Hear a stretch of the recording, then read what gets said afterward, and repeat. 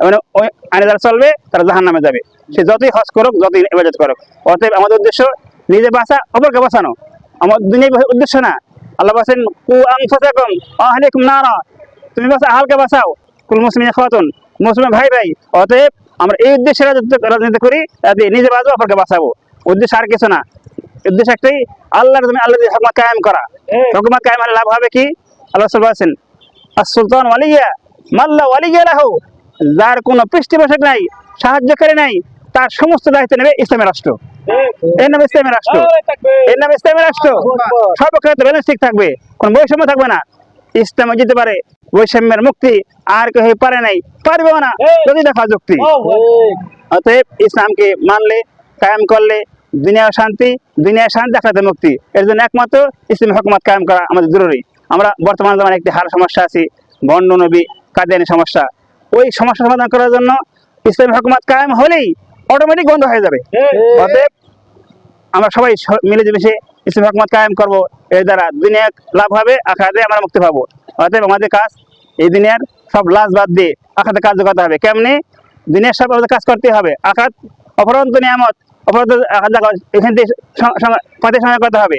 যে মানুষটা নেক কাজ করলো, আমরা ঘোরাফেরা করলাম, পায়ে ময়লা বলছে, আল্লাহ বলেন মানে ফি সাবিলিল্লাহ হারাম আলান নার, যে মানুষটা দিন কায়েমের জন্য রাস্তায় ঘুরলো, পায়ে ময়লা ভরলো, ধুলা বললো, তার না জাহান্নাম হারাম হয়ে গেল। আমরা সেই চেষ্টা করলাম, দেখে আল্লাহর ইচ্ছা, আমাদের কাছে চেষ্টা করা আল্লাহর ইচ্ছা। অতএব আমরা মিলেমিশে একটাই কাজ করবো, একটাই কাজ, একটাই তামান্না, কি করে আল্লাহ দিন কায়েম হয়ে যায়।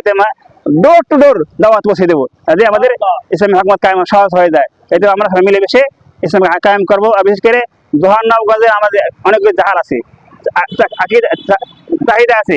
এক নম্বরে দোহার-নওগাঁজ বাংলাদেশের জাপান। কিন্তু আমি কাউকে এলিগেশন করবো না, অপমান করবো না। এই দেশে অনেক ধনী ছিল, নজরুল ইসলাম সাহেব বাংলাদেশ শ্রেষ্ঠ ধনী ছিলেন, রহমান সাহেব শ্রেষ্ঠ ধনী ছিলেন। ওটা আমাদের তকদিরের ফয়সালা হয় নাই, গেছে গা। কিন্তু আমার সামনে ইনশাআল্লাহ যে আমরা ক্ষমতা আসতে পারি, অবশ্যই নবাবগঞ্জ ধরে গ্যাসের ব্যবস্থা করা হবে ইনশাআল্লাহ। আর সবচেয়ে যেটা বড় সমস্যা, মানুষ সকাল থেকে সন্ধ্যা লাইন দেয় বিজেপি কাটার জন্য। আমরা যদি ক্ষমতা আসতে পারি, আমরা সেবা ঘরে ঘরে পৌঁছে দেবো ইনশাআল্লাহ।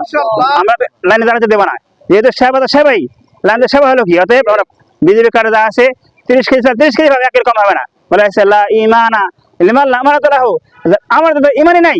অতএব প্রত্যেকের আমার কায়েম করা হবে। আমাদের একমত হয় আল্লাহ তাআলা, আমরা মানুষকে পরোয়া করি না, আল্লাহকে ভয় করি। যে মানুষটা আল্লাহকে ভয় করে তাকে পরোয়া নাই। অতএব আমরা সবাই মিলেমিশে কাজ করব। আর নয় মত নিয়ে মাতামাতি, আর নয় দল নিয়ে দলাদলি, আর সবাই এক দলে ইসলামের ছায়া তলে। আসসালামু আলাইকুম ওয়া রাহমাতুল্লাহ।